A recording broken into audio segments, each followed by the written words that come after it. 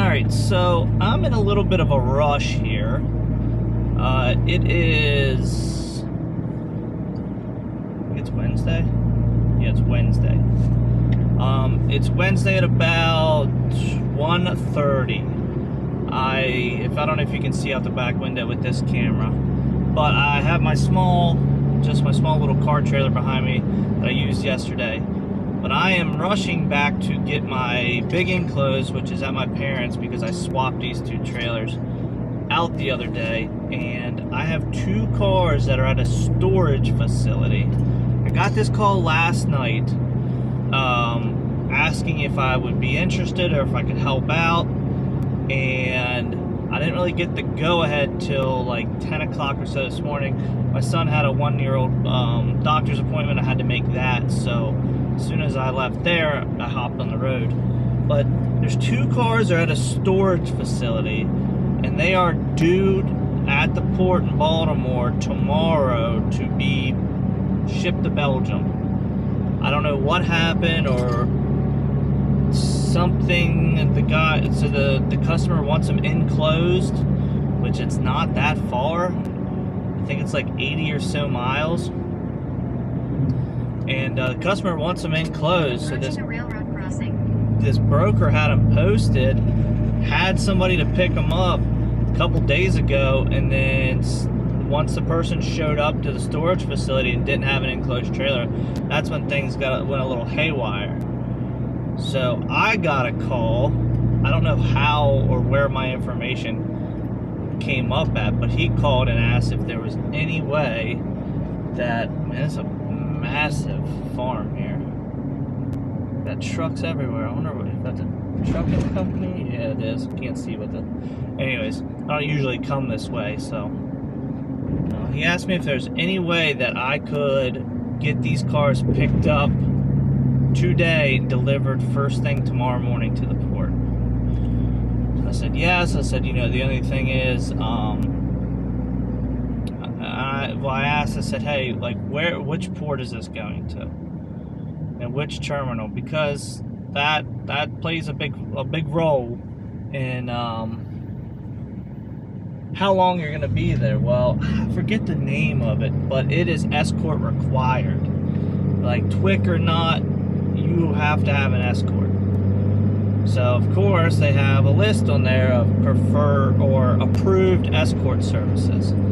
So I called the one, the one had like a text. It said text this number. I texted, no answer. And I called the other one, and the guy answered last night, because this was late. This was like 7:30, 8 o'clock last night.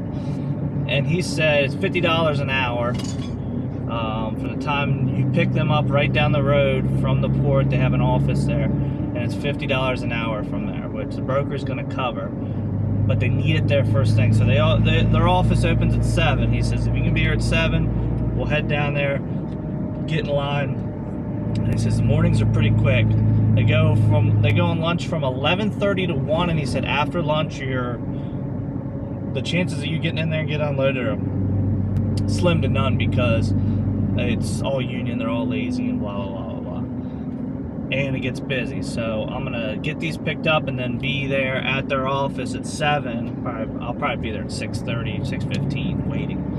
And then we'll just roll into the port, and hopefully maybe at most there at 7, out of there by 9 or 10 o'clock or whatever it may be. So the guy's willing to pay a pretty penny to get these moved because of the whole situation, and him covering the cost of the escort and everything. So at 10, I got the go ahead. I got the dock receipts and everything already.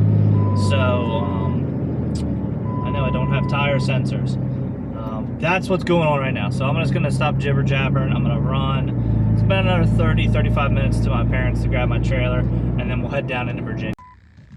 Alright, so I'm here at it's a moving and storage place in Sterling, Virginia. That's where I'm picking these cars up from. It's actually, I think I see, it's a Porsche Macan and a Camaro, and there's a Macan and a Camaro sitting out front here. So I'm gonna go in here and see what's going on. This place is right, but it's off Old Oxford. It's right by Odessa. Odessa, DC, which is in, I guess, Sterling, Dulles, whatever you want to call it. So let's go in here and see if somebody hopefully knows what's going on so I can get the cars released to me and get them loaded up so I can get home and get ready for tomorrow morning. Well,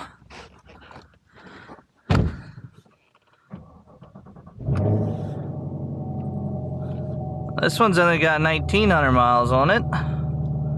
What year is this thing? So I've got the original, I got the titles and everything, as these are going overseas. So 2021, it's got 1,900 miles on it. Pull it over here, and then there's a black Porsche Macan, which is right here, that's going with us as well. So figure out how to get out of this parking lot.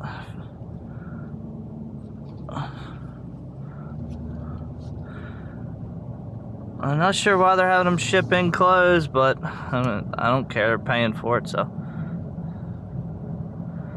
can I get out of this parking lot back here? It's like I have to go for a drive. Go out this way. This one's automatic. Doesn't really matter to me, but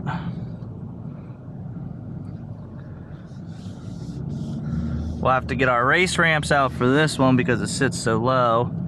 And then I parked over here, kind of across the street.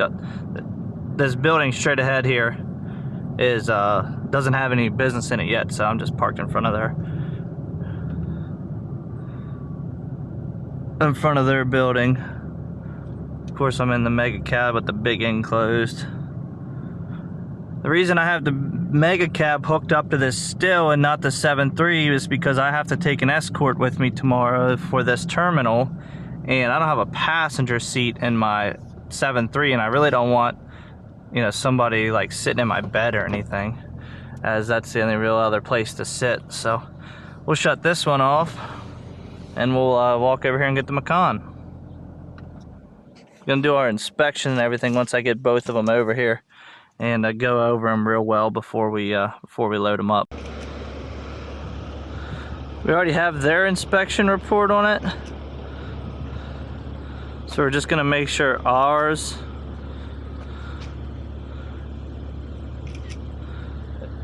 coincides with theirs. Get all our pictures, and we'll go around and mark our damages. It's nice when the cars are pretty clean too. It's easier to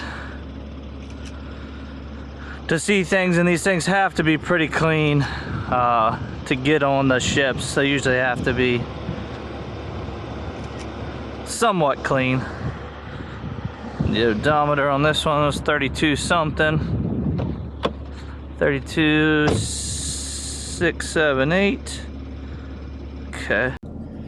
Hat cam can't really be hat cam when you gotta do this with such a small window.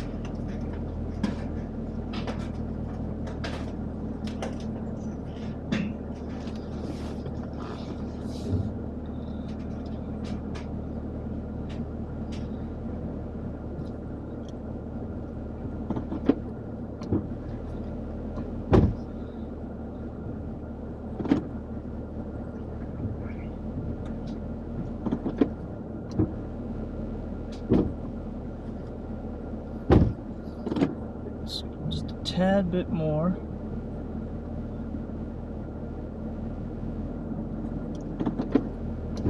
Just want to barely be able to open that door. Perfect. All right, both loaded and secure. Next up, Port of Baltimore. because to get ready for tomorrow morning, I have to get all the dock receipts printed out. Multiple copies of the dock receipts, multiple copies of the title and all that, and should be good to go and should have everything in order to make this a smooth process. Turn right. You've arrived at your destination. Well, I made it. Well, there's people everywhere here, but let's see what we got going on. Alrighty, well, we're checked in, and she said we have some 7:15. Port doesn't open till 8, so I'm ready to go. I'm just gonna go straighten my truck up here probably, and then I will, since there's some trucks that have left, and I will walk over here to McDonald's or something and get breakfast. So all is good. I'm really just waiting on my escort. They'll call me. Two of the couple trucks, I don't know how many total were here, have already gone. You see the escorts come in and then you follow them in. And I haven't even delivered these two cars yet, and I got another call from the same broker about another piece of equipment that needs to come to the port. Another fabulous rate. If I can get in and out pretty decently today, if I can stay at $150, $200 an hour of what I'm making was sitting around, I will take the other one because it's just in Carlisle and comes down here. So it'd be another I could pick up today and then run it down here tomorrow morning, and then be done for the week and be making $150, $200 an hour. I can't complain about that. It keeps my expenses down, keeps wear and tear down. Just have to be okay with sitting around a little bit, which isn't so terrible really. When you're not on a time crunch, sitting around like this knowing you're getting paid is not bad at all. I wish I would have brought the 7.3. Got all my daughter's toys back here, which had my bed, because I'd be laying in that right now. But there's a guy over here, not this guy, there's a guy farther that way. They brought in two big, I don't know, they're probably 40 couple. I don't know how long that step deck is. 40 to 48 foot. I don't know, maybe 40 foot. I'm trying to count the DOT tape on the side. It's about 40 foot, wheat or bean headers for combines. And he's pulled all his straps off but one, which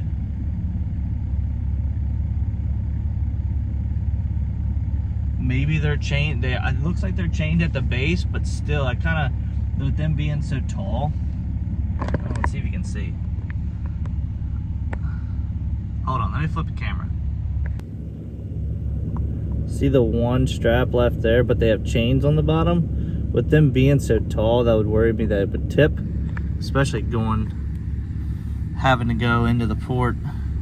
You gotta drive a couple miles from here to get there, and these roads aren't the best. And that company right there with that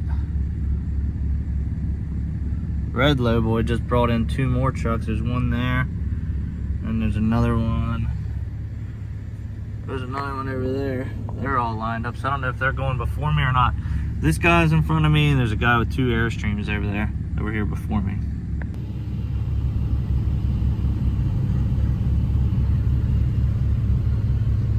If it's red, keep it in the shed.